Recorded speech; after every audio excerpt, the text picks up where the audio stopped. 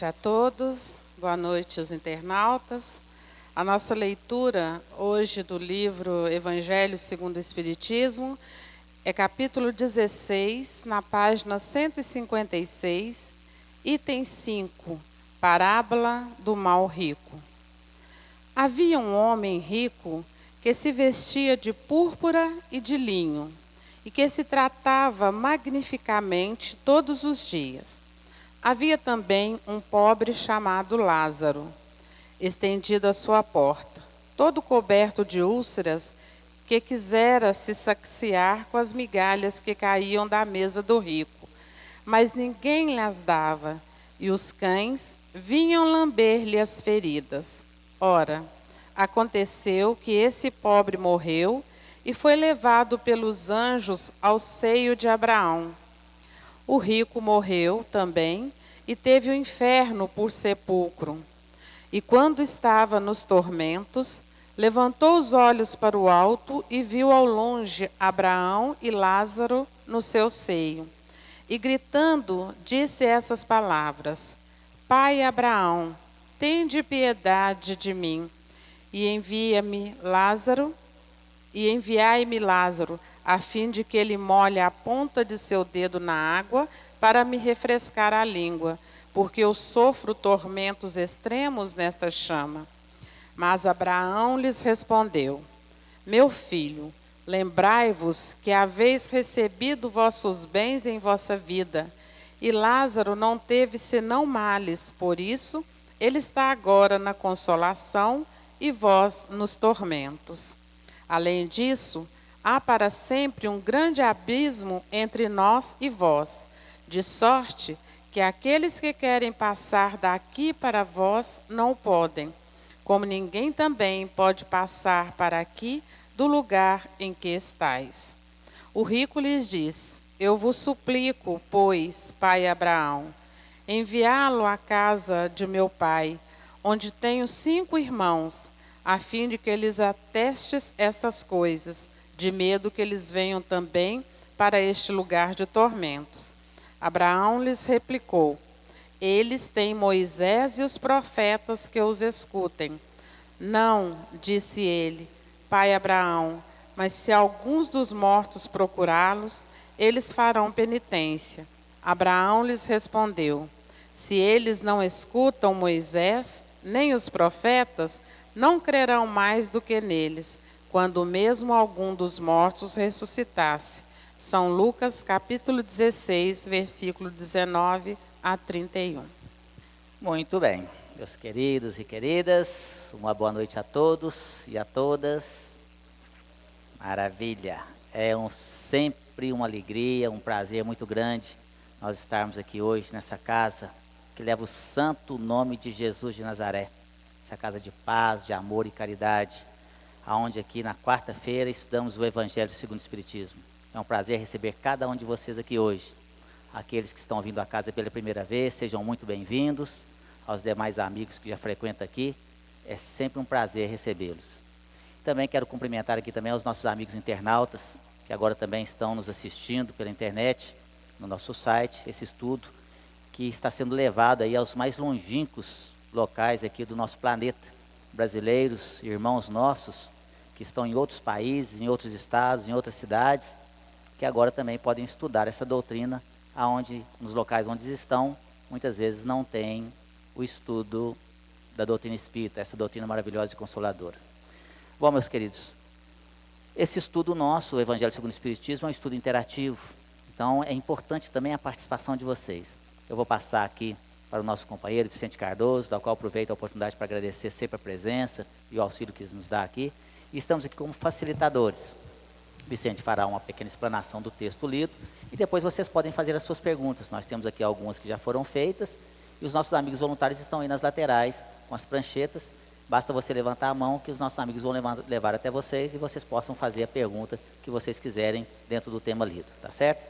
Desejo a todos, então, um excelente estudo. Obrigado, Vicente, pela presença. Fique à vontade. Boa noite para todos. Sejam todos muito bem-vindos.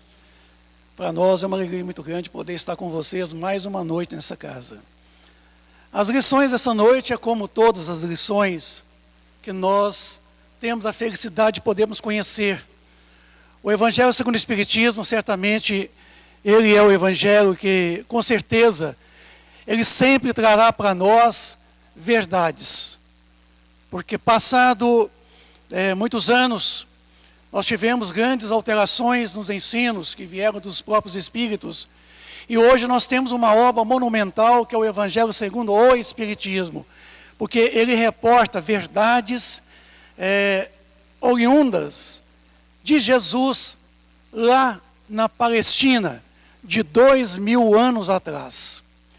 Por isso que eu não trocaria hoje o Evangelho segundo o Espiritismo por nenhum outro livro, seja ele filosófico ou religioso, que tratasse de assuntos pertinentes às questões espiritualistas. Porque o Evangelho segundo o Espiritismo, ele é a obra por excelência, porque ele vem de forma a contextualizar tudo aquilo que Jesus outrora ensinou a toda a humanidade. Jesus, sabemos que ele sempre utilizou das parábolas, das alegorias, para traduzir o pensamento da verdade.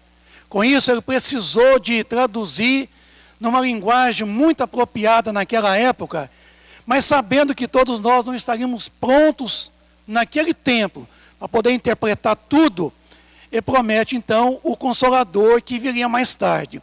O Consolador veio, já está entre nós. É a doutrina espírita que reporta todo o pensamento do Espírito de verdade. Essa parábola do mal rico vem traduzir para nós uma realidade de nossos tempos, de nossa época. Porque quantos de nós que hoje vivem na opulência, vivem no conforto, vivem numa riqueza enorme, vivem correndo sempre atrás do ter, sempre o ter, e esquece o ser. A parábola então vem retratar dois grandes personagens, um pobre e um rico. Ambos tiveram uma existência aqui, ambos viveram de conforme o merecimento, ambos viveram correndo atrás de tudo aquilo que realmente precisava ter, enquanto um dos dois certamente correu mais atrás do ter e viveu na riqueza, na opulência, no conforto, enquanto o outro certamente talvez não se esforçou tanto para adquirir o que outrora precisava para a sua vida naquele momento.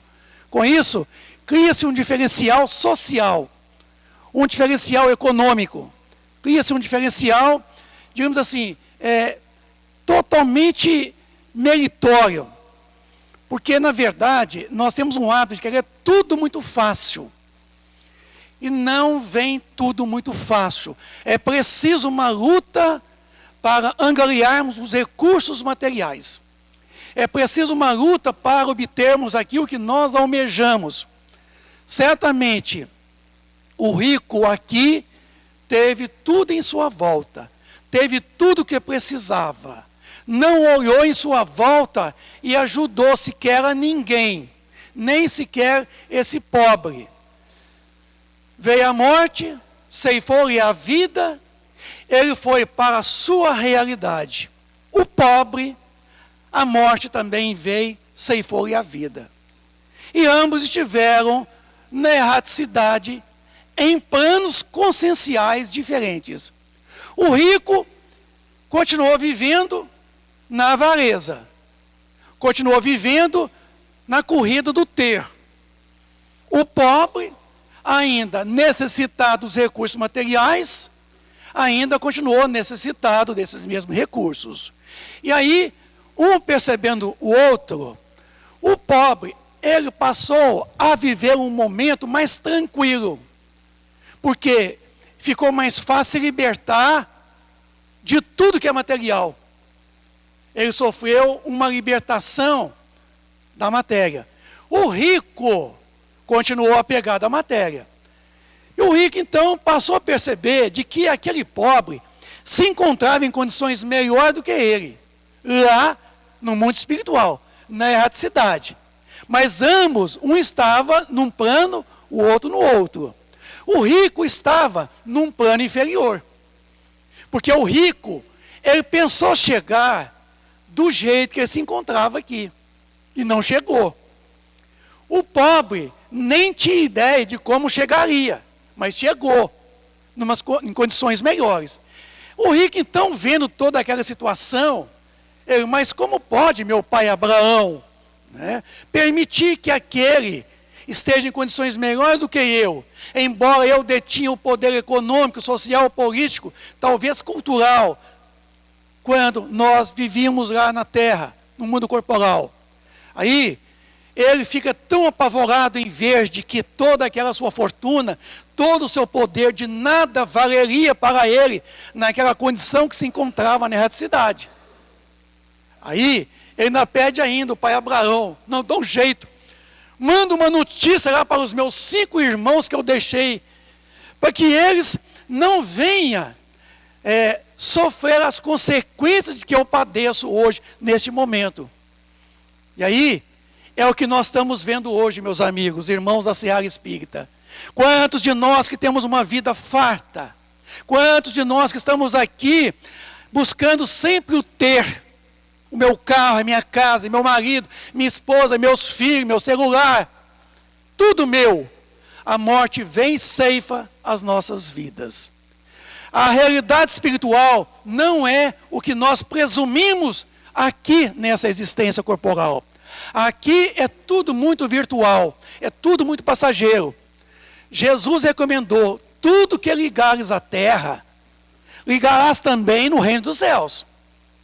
Mas ele também falou, tudo que desligares na terra, desligarás também no mundo espiritual. O rico se manteve preso às coisas materiais. O pobre, certamente, ele passou por um processo de redenção, passou a estagiar de forma melhor no mundo espiritual. Assim, meus amigos, tudo que me prende aqui à gleba terrena, tudo que me faz cativeiro aqui, eu chego na reticidade do mesmo modo. A morte não é uma varinha mágica que você bate ela e ela muda tudo para você. A morte é um fenômeno pelo qual permite que a gente continue do mesmo modo que nós nos encontramos. A morte não muda nada para ninguém, nem para o homem de bem e nem para o homem mau. A morte é simplesmente um fenômeno. A gente continua do mesmo modo que nós estávamos. A gente permanece. Por isso que o rico pensava que detinha todo o poder material e para ele bastava. O pobre, certamente, como não tinha tanta preocupação com os bens materiais, ele buscou um pouco mais da sua própria redenção espiritual. Ele passou a ver que deveria realmente pelejar para adquirir tudo materialmente, mas tinha o seu limite no esforço. E ele, certamente, aceitou a condição melhor da pobreza, da condição menos materialmente falando. Por isso, o Evangelho vem nesta noite nos chamar a atenção. Tudo que nos prende aqui, nessa existência, será motivo de muito sofrimento para nós, na erraticidade.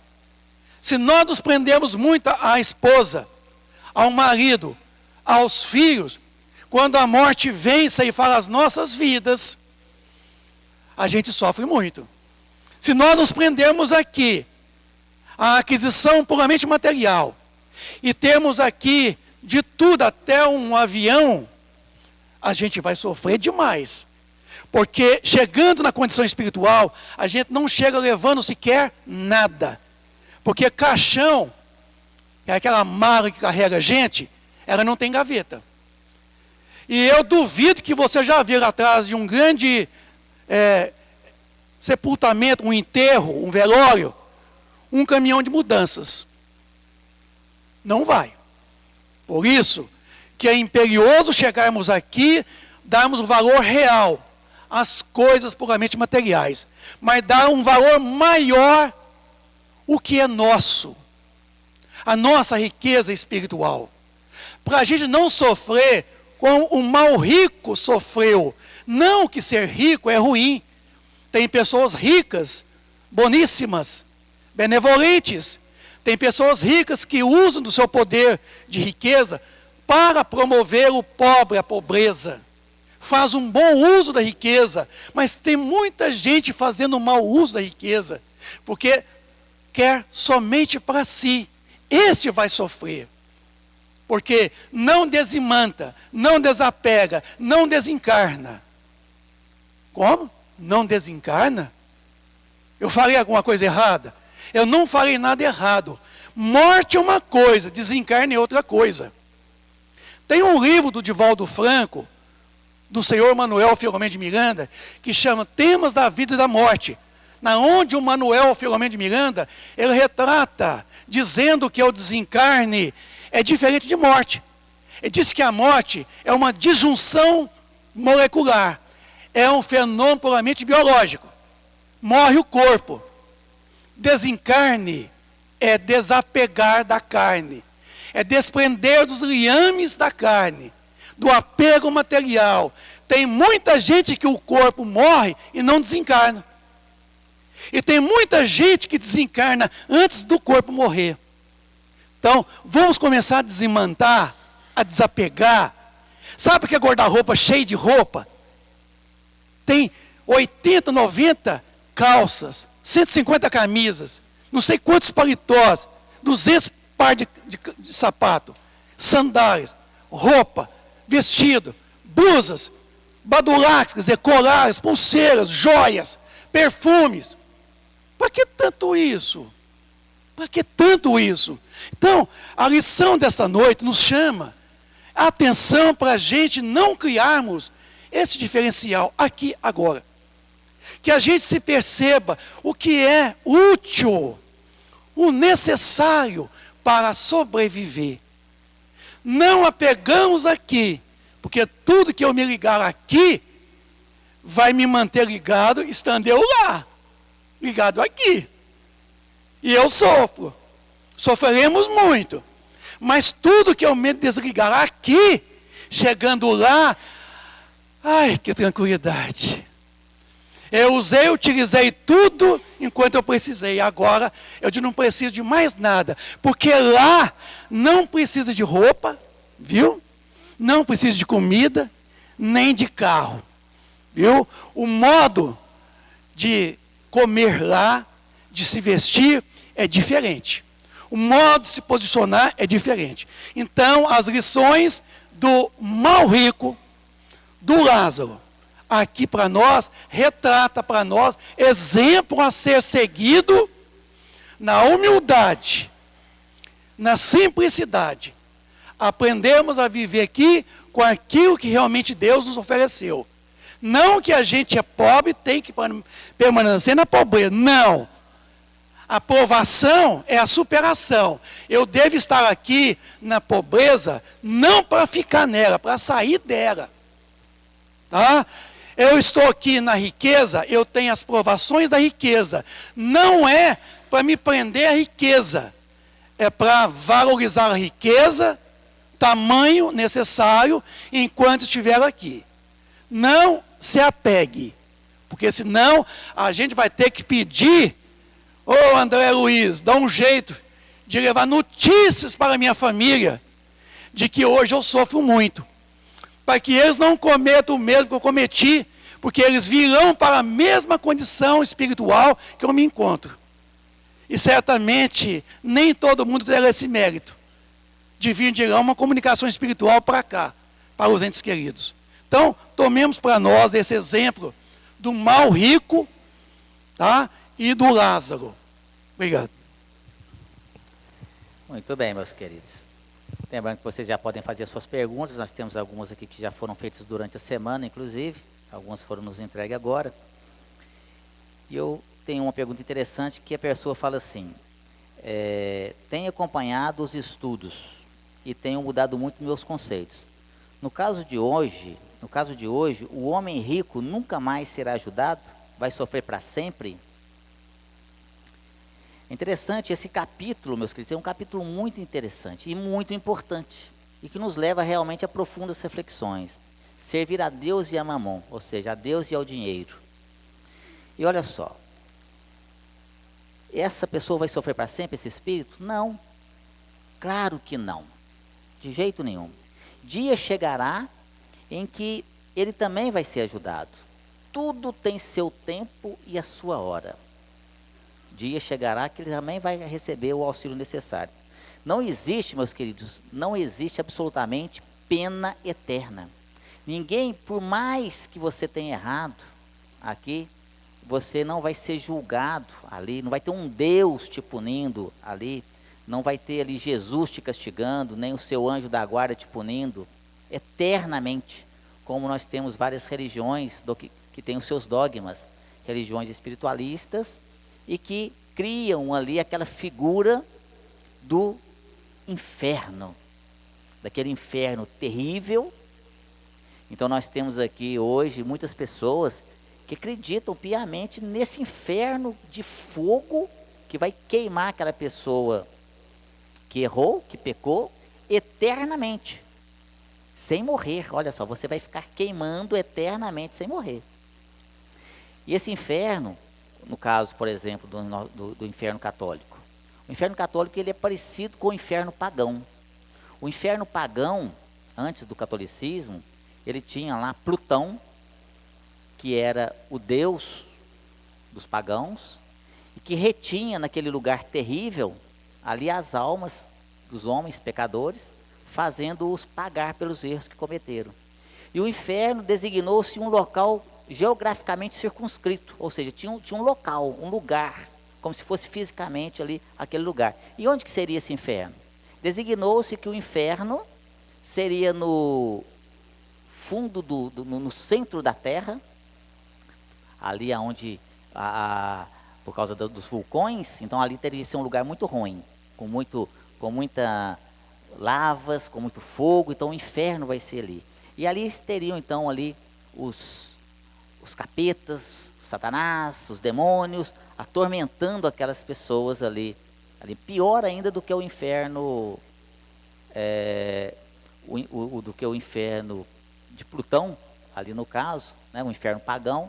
O inferno católico ainda ficava pior, porque Lúcifer sairia daquele lugar e viria aqui na crosta terrestre para atormentar as pessoas, induzir elas ao erro para que elas pudessem pecar e pegar aquelas almas para que elas pudessem ali serem atiradas no fogo eterno do inferno.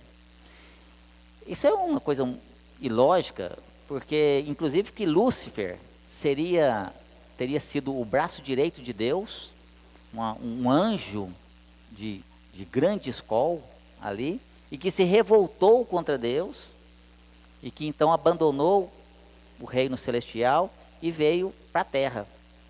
Logo para a Terra, por que não foi para Marte, Júpiter, tem lá, né, Saturno, é muito mais bonito ali? Não, mas veio para a Terra. E chegou na Terra, em vez dele ir para Rio de Janeiro, para Miami, não, ele foi para o fundo da Terra. Né? Foi lá no fundo, não sei da Terra, ali queimando eternamente naquele inferno ali. E atormentando as pessoas para que elas pudessem pecar e seriam ali então dolorosamente castigadas eternamente. E olha só, então é inconcebível, nós vamos ver isso lá no livro Céu e Inferno, que vem nos contextualizar que Deus é bom, justo e misericordioso, e que Deus não pune ninguém. Imagina que Deus seria esse que, vendo um dos seus filhos, criado por ele, queimando eternamente no fogo eterno dos infernos lá, e que não fosse ele resgatá-lo, e que fechasse os olhos àquilo? É claro que não é assim. Então, esse livro que muitas pessoas ainda não leram, o quarto livro da codificação kardeciana, foi codificado em 1865, um livro também chamado A Justiça Divina segundo o Espiritismo, dividido em duas partes. E na sua primeira parte, ali Kardec coloca para nós da impossibilidade lógica das penas eternas. Então, quando a gente vê uma lição como essa do Evangelho, a gente fala, nossa, então ele errou e ele está eternamente ali sofrendo, vai ficar eternamente sofrendo. Não vai, tá certo? Porque dia chegará que ele vai receber auxílio. Porque todos nós, na verdade, estamos colhendo o fruto que nós plantamos. Esse mal rico, como tantos outros, ali está apenas colhendo o fruto do seu plantio. Errou. Dia chegará que vai receber ajuda, sim, mas vai ser um tempo mais ou menos longo. Cada caso é um caso. E aí a gente tem que refletir, meus queridos, e muito sobre essa lição de hoje. O Vicente foi muito feliz na sua colocação das questões dos bens materiais. É claro que nós não estamos aqui fazendo apologia aqui à miséria, não. Nós temos aqui que cuidar das questões aqui materiais, vivemos num plano físico, mas temos que ter mais cuidado, mais ainda, com as questões espirituais, porque essa é que vai prevalecer, não tenham dúvida disso. E aí tem uma passagem aqui no Evangelho segundo o Espiritismo, no capítulo 2, que nos coloca uma passagem muito bonita que eu gostaria de ler para vocês, quando ele fala, meu reino não é deste mundo. E lá no item 8 tem um depoimento intitulado Uma Realeza Terrena, de uma rainha da França, que foi colocada em Havre em 1863, quando ela teve condições de se manifestar numa reunião mediúnica, e ela deu esse depoimento. Eu queria pedir permissão de vocês para ler esse uma pequena parte aqui do depoimento dela, que nos leva a grandes reflexões. Olha o que ela fala aqui assim: rainha eu fui entre os homens, e rainha pensei chegar no reino dos céus, mas que desilusão, e que humilhação, quando em vez de ser ali recebida como soberana, tive que ver acima de mim, mas muito acima, homens que eu considerava pequeninos e os desprezava, por não terem nas veias um sangue nobre. Só então compreendi a fatuidade, a vaidade, dos homens e das grandezas que tão avidamente buscamos sobre a terra. E ela fala assim ainda: para preparar um lugar nesse reino, são necessários a abnegação, a humildade, a caridade, a benevolência para com todos. E olha como ela fala assim para nós aqui: não se pergunta o que fostes, que posição ocupastes, mas o bem que fizestes e as lágrimas que enxugastes. Olha só. Chega lá e fala assim: fui presidente, imagina eu lá, eu fui presidente do Centro Espírita. Ah, é? Mais responsabilidade para você ainda, mas o que você fez? Você não aproveitou a oportunidade para ajudar as pessoas? Ah, eu trabalhava no Centro Espírita, eu era governador de um estado, eu era prefeito, e aí vai por aí fora, cargos e mais cargos políticos, tinha um poder. Ah, então você era o presidente da República? Você tinha o poder da caneta? Então com a sua assinatura você destruiu a felicidade de milhões de pessoas. Mas também você pode chegar lá e falar assim, eu fui presidente desse país, que bom, com o poder da sua caneta, você conseguiu amenizar a dor de tantas pessoas. Olha só que responsabilidade. Nosso amigo, querido companheiro, o Sr. João Balbi, que eu tenho um carinho muito especial com ele, ele fala muito aqui: eu não quero ser um fio de cabelo desses políticos, porque olha só, e é verdade, porque esse é o mal rico, que vai estar lá. Imagina quando ele chega no plano espiritual. Gente, vocês não acreditam o que é sofrimento de uma pessoa que chega no plano espiritual e que faliu aqui na terra enquanto espírito, na sua reencarnação. O sofrimento é inimaginável, inimaginável. Então, que nós possamos aqui refletir sobre o estudo dessa noite, sobre essa passagem do Evangelho, e principalmente nos esforçarmos para mudar os nossos conceitos, mudar as nossas atitudes, fazer nossa reforma íntima, fazer uma avaliação do que a gente está fazendo. Qual é o seu propósito nessa reencarnação? Então a gente pode mudar, começando devagarinho, com pequenas coisas, para que você possa realmente chegar no plano espiritual e olhar assim: bom, eu fiz tudo que foi possível. Aí você vai ter uma coisa maravilhosa que se chama consciência tranquila. De que você fez o que foi possível fazer. E isso não tem preço, meus queridos. Isso não tem preço. Vamos refletir sobre isso. Vicente? De que adianta eu ganhar esta vida puramente material e ter uma vida de opulência, de conforto, de tantos prazeres, mas perderam a vida espiritual. De que adianta? Para isso é preciso um discernimento nosso. Sim, não somos, a doutrina não é contrária a quem é rico, pelo contrário.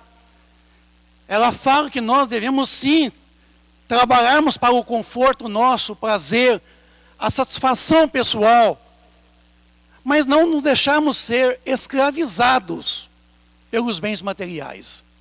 Para isso, é preciso, acima de tudo, buscar os valores intrínsecos, os valores dentro, os valores da alma, os valores que, na verdade, a ferrugem, a traça, não come, não corrói, e o ladrão não rouba. Mas o valor que me pertence, um valor que eu edifico como espírito, como alma, e não como homem. O homem é passageiro. A alma é definitiva e permanente, duradoura, é eterna. Para isso é preciso começarmos a dar o valor real às coisas. Provação é aquilo que está antes do fato. Expiação é depois do fato. Viu? Então todos nós aqui reencarnamos com provas. E N provas. São inúmeras as provas. Às vezes encarnamos também com as provas com relação ao passado, que chamamos de expiação. São as chamadas provas reparadoras. Expiação vem de ex-piar, pio. Colocar para fora tudo que não nos é útil. Tudo que nós condicionamos aqui e que para nós é um processo de purgação. É como espremer um carnegão de um furúnculo. É como espremer isso. Expiação é ex, fora. Pio, colocar para fora aquilo que nós estamos sofrendo com essa carga deletéria. Por isso, às vezes a riqueza nos é dada a oportunidade dela. Não para abusarmos dela, em detrimento ao mais pobre. No livro Obras Póstumas, tem um capítulo especial quando fala do egoísmo e do orgulho, quando ele nos coloca que o poder foi dado aos homens para que eles pudessem utilizar o poder em função do mais fraco, e não para esmagar o mais fraco.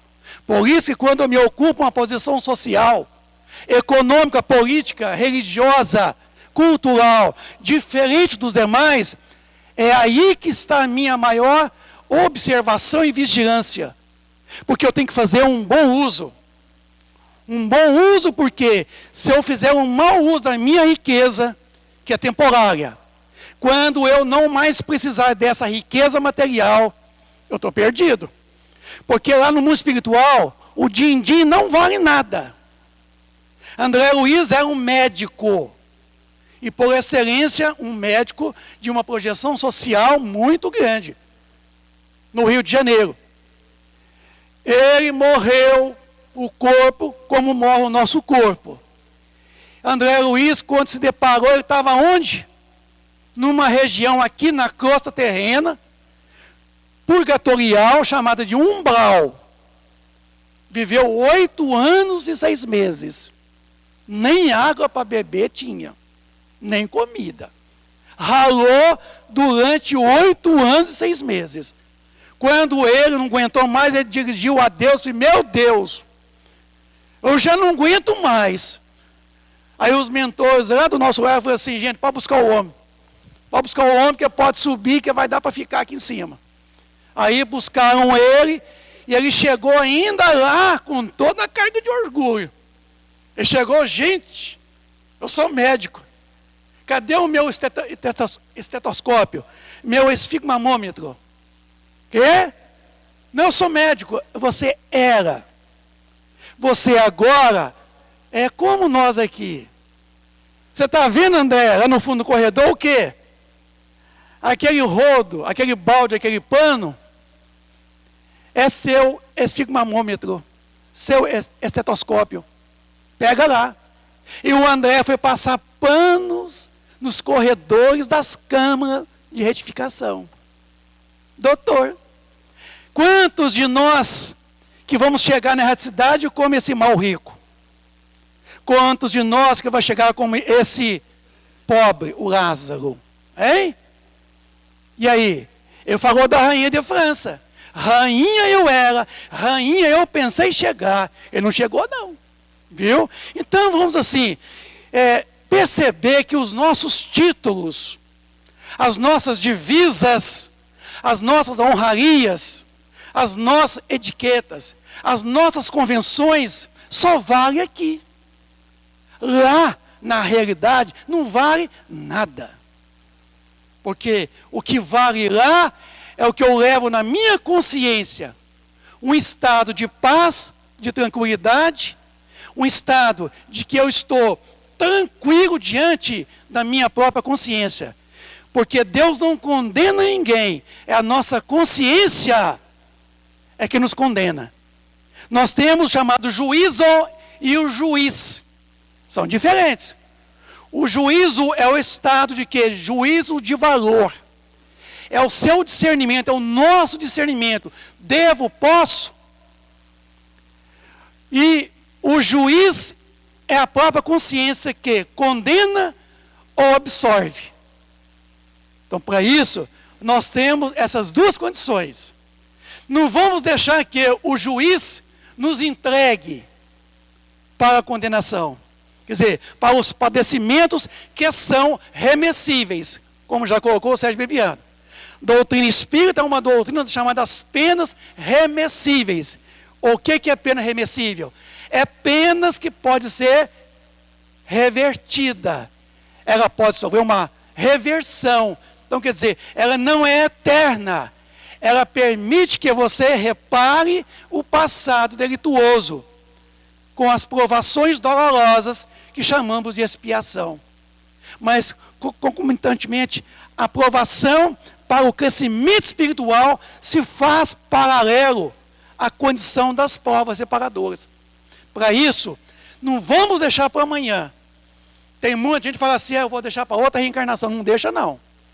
Não deixa, porque na outra, você recomeça na onde você estacionou. Na onde você parou. Na onde você realmente estagnou. É ali que você recomeça. Evolução é assim. Não dá saltos. Você sempre recomeça no mesmo ponto aonde você está estacionado. Porque indo para lá, não muda nada. Nada, nada, nada. Aproveitemos então enquanto é tempo, viu, amigos? Obrigado. Uma outra questão que nos chega aqui muito interessante, que vai até bem ao encontro do que o senhor acabou de colocar, fala assim: como que fica o espírito no plano espiritual quando ele é avarento, né? Quando ele foi avarento e egoísta, não ajudou ninguém e só se preocupou consigo mesmo? E aí continua aqui, uma pergunta também da mesma pessoa: devo me sentir culpado por ter bens materiais? Seria melhor então ter vindo pobre? Não, olha só. Vamos começar aqui de trás para frente. Tá certo? O Vicente já respondeu boa parte dessa pergunta aqui agora, na verdade, né? Olha só. Você não tem que se sentir culpado por ter aqui, ter coisas, ter bens materiais, ter imóveis ou ter dinheiro. Na verdade, de forma alguma. Na verdade, quando você vem de uma forma, você vem, vamos chamar assim, você vem rico, você vem cheio de dinheiro, você nasce numa família muito rica, ou você tem muitos recursos, é uma prova muito difícil. Na verdade, nos ensina a espiritualidade amiga, nos ensina aqui, inclusive Emmanuel, André Luiz atesta também, que a prova mais difícil é a prova da riqueza. É mais difícil do que a prova da pobreza. Olha só. Não, mas que é isso? Ser rico é muito mais fácil, hein? Você resolve os seus problemas, o problema é exatamente isso. A prova da riqueza, quando você vem, e aí se você vem dessa forma, mas em reencarnações anteriores, você já tinha aquela tendência à ganância.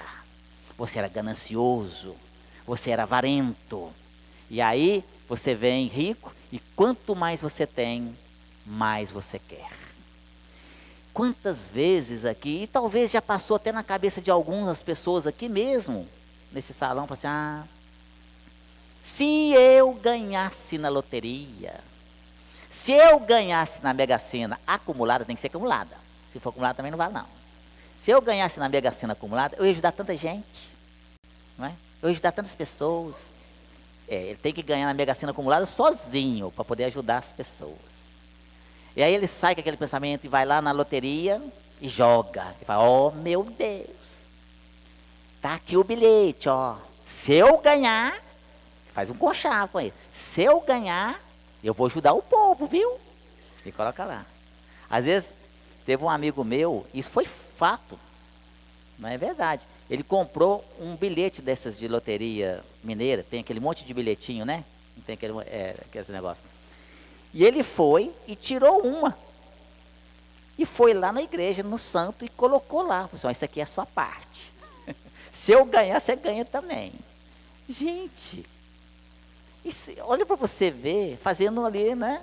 Uma jogada com Deus. Olha, eu estou aqui, eu comprei, então estou dando uma parte para você, que você dá um jeitinho de eu ganhar, porque você ganha também e eu ganho também.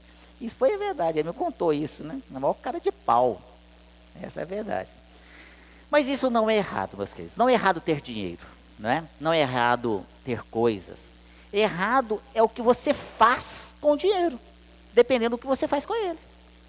Você pode agir certo, como o Vicente colocou, ou agir errado. Aí que está. Quem é o seu Senhor ali? É Deus ou é o dinheiro? Quem que manda na sua vida? Não, o meu Senhor é o dinheiro, Mamon. Eu vivo para Ele, eu vivo por Ele, eu faço tudo só pelo dinheiro. E aí, então, está errado. Aí você faliu na prova da riqueza. É aquela pessoa que só trabalha 24 horas por dia, como o Vicente colocou, né? Só ali, tal, usando. E caixão, foi muito bem lembrado aqui. Eu já fui em vários velórios. Não tem gaveta e não tem caminhão de mudança mesmo, não. Eu já fui em muitos. Se tem ali, não tem, não. Tem até um caso interessante, realmente, que aconteceu nos Estados Unidos. Lá se respeita muito o testamento.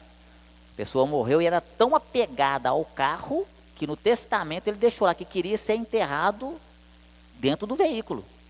E assim foi, fez a cova, colocou o carro dele lá, colocou ele dentro do carro e enterrou. Deve estar até hoje, passando marcha. A gente brinca aqui um pouquinho para descontrair, mas é verdade. Dependendo do apego àquele bem, ele fica ali às vezes durante séculos, num sofrimento inimaginável para nós. Mas fica lá agarrado. O carro é meu, o dinheiro é meu, né? E não larga mesmo não. Enquanto depois de não sofrer muito tempo, que aí não aguenta mais, ele é vencido pelo sofrimento. Quando ele realmente bate o joelho no chão, não aguenta mais não. Exauriu ali a última força dele. Aí então, ele vai pedir arrego, ele vai pedir perdão, e aí ele vai ser ali auxiliado. Então, meus queridos, o dinheiro, como foi colocado aqui pelo Vicente, o dinheiro não é ruim, o dinheiro é bom. O dinheiro ajuda a nós a realizarmos os nossos sonhos, ajuda a minorar a dor e o sofrimento das pessoas. A questão é o que você faz com essa questão do dinheiro. Essa é essa questão. Mas se você é o servo do seu dinheiro, se você é quem serve ao dinheiro, aí, meu querido, prepare-se para um grande sofrimento. Essa é a verdade. E a outra pergunta, como que fica o espírito no plano espiritual quando ele é avarento, egoísta, não ajuda ninguém, só se preocupa consigo mesmo? Olha, já foi colocado aqui também, mas só para reforçar mais ainda. Eu falo para vocês com muita propriedade, porque uma das atividades que eu faço aqui nesta casa espírita, e em tantas outras como fui voluntário, eu sou dirigente de uma reunião mediúnica aqui. E eu converso com os espíritos, igual eu estou conversando com vocês aqui, dessa mesma situação, de uma forma muito tranquila, de uma forma muito natural. São pessoas que só não têm o corpo físico. Mas quando eu converso com espíritos desta natureza que nós estamos falando aqui agora, meus queridos, o meu coração corta de dó porque eles choram. O sofrimento é muito grande. E quando realmente cai a ficha da consciência do que ele fez de errado e o que ele deixou de fazer de bom, porque é o que vocês levam daqui para lá, é só isso, 2 malinhas, uma de coisa boa e uma de coisa ruim, e ou então uma vazia, de não fez nada, que também é muito ruim. E se você teve a oportunidade de auxiliar pessoas e não o fez, a sua consciência é que vai te cobrar. Não vai ser Deus te punindo, não vai ser Jesus te martirizando, não vai ser os seus amigos espirituais, nem seu espírito protetor te crucificando, não. É você mesmo. Esses espíritos, meus queridos, choram tanto nessas reuniões e falam, quando a gente vai ajudar eles, não, meu amigo, mas agora o seu sofrimento chegou ao fim. Sabe o que eles falam? Não, eu não mereço. Olha só, eu não mereço receber ajuda. Eu fiz tanto mal às pessoas. Eu prejudiquei tantas pessoas que eu mereço sofrer. Olha só, ele fala assim. E é isso que acontece.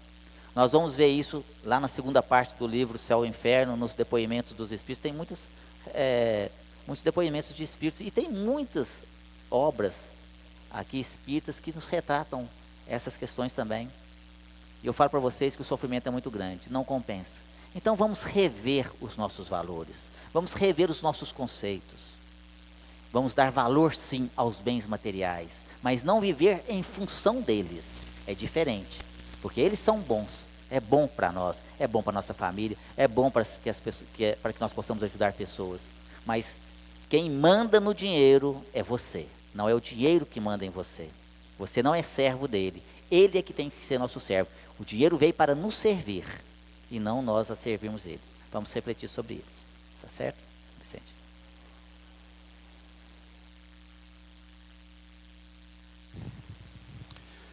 Como devo distinguir a esmola do auxílio espiritual? Quer dizer, a caridade material da caridade moral. As questões justamente de interpretação. São Vicente de Paula, meu xará, ele dizia, naquele tempo dele, como está retratado no Livro dos Espíritos, converter a esmola em salário. Ele diz que a esmola, ela rebaixa, ela humilha aquele a quem recebe. Então ele aconselha que nós devemos converter a esmola em salário. Existe um valor pelo qual nós chegaremos no mundo espiritual, um bônus. Todos nós chegaremos na erraticidade, no mundo espiritual, portando não uma moeda, mas um bônus, que André Luiz o tempo todo ele falou em todo o seu tratado. Bônus horas. É a única coisa com a qual eu chego na erraticidade, quer dizer, no mundo espiritual, e eu tenho em mãos esse bônus horas. E com ele eu tenho créditos. Para ter até uma moradiazinha lá no nosso lar. Porque lá tem moradias. Lá as pessoas se agrupam em famílias, em coletividades. Eles se agrupam em residências, em moradias. Lá eles trabalham. Lá tem todo um processo social parecido com o nosso, com a diferença de que lá é melhor do que o nosso. Lá onde a igualdade prima pelos direitos iguais, enquanto nós aqui disputamos os direitos. Quem pode pega mais. Lá não. Lá chama-se bônus horas. Sabe o que é bônus horas? Que André Luiz ensinou para a gente? Créditos. Vou dar um exemplo. Quando você é um bom magistrado, quando você é um bom advogado, um bom promotor, um bom professor, um bom serviçal, um bom pai de família, uma boa mãe de família, quando você é um prestador de serviço idêntico àquele que honra o mérito, você tem créditos. Por isso, quando um professor, na sala de aula, ele é um professor que ensina com coração e sentimento, ele adquire o crédito intelectual na condição da erraticidade. Aquela pessoa que trabalha no social, sustentando aqueles que mitigam a fome, aí, a opulência às vezes, aquele que sofre a dor, a nudez, aquele que de uma forma qualquer está aí corroborando na manutenção da pobreza. Não, da promoção do pobre, tirando o pobre da condição de pobreza e promovendo ele, fazendo a caridade material, a caridade moral, ele chega na erraticidade com o crédito moral. E assim, sucessivamente, na medida em que eu faço muito bem feito aqui, eu chego no mundo espiritual tendo crédito. André Luiz chamou de bônus horas, quer dizer, bônus momento, bônus que vale naquele momento em que você precisa. Por isso que ele chegou lá, ele assim, passou uma situação até no filme, em que uma senhora que ele serviu ela algumas vezes, de forma gratuita, ele serviu. Momentos muito isolado. Ele percebeu um dado momento uma senhora sentada numa dada região da colônia, orando por ele. E ele se percebeu as benesses de que caía sobre ele, tendo em vista o pedido daquela senhora, da qual ele serviu em seu consultório como médico, atendendo ela como paciente, não cobrando dela a receita, quer dizer, agindo de uma forma mais caridosa. Ele recebe lá as benesses, naquele dado momento. Então, temos que aprender que a caridade moral é que mais vale para nós, na condição espiritual. A caridade material tem o seu valor e nós jamais vamos menosprezar a caridade material. Vamos fazer a ela de conforme a promoção de quem recebe e não a manutenção da pobreza. Porque seríamos descaridosos em mantermos o pobre na condição da pobreza. Então vamos usar bem a caridade material. Eu tenho algumas perguntas aqui, eu vou tentar ser breve nesta que nos chega.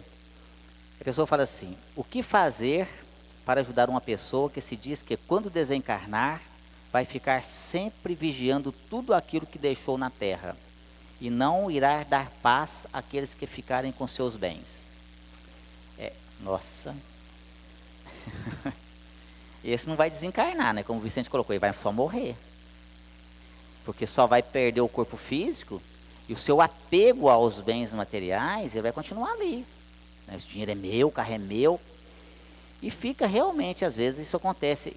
E vou contar para vocês, meus queridos, acontece muito mais frequentemente do que vocês imaginam. Essa é a verdade. Nesses casos, o auxílio psicológico sempre é bem-vindo.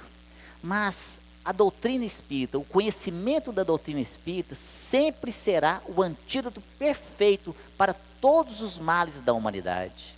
Conhecer a doutrina espírita a fundo, e aí se todo mundo conhecesse a lei de causa e efeito, aqui, saber que nós não morremos, saber que nós vamos reencarnar, e que nós vamos reencarnar em situações de acordo conforme foi a nossa reencarnação anterior. Olha só. Olha como que Deus é maravilhosamente bom. Ele te dá a opção. Ele fala assim: como é que você quer reencarnar na próxima? Ai, Deus, eu quero reencarnar bem demais. Então seja bom. Então seja bom nessa. Plante para que você possa colher. Se você não plantar nada, na próxima reencarnação você vai morrer de fome, não tem nada para você colher.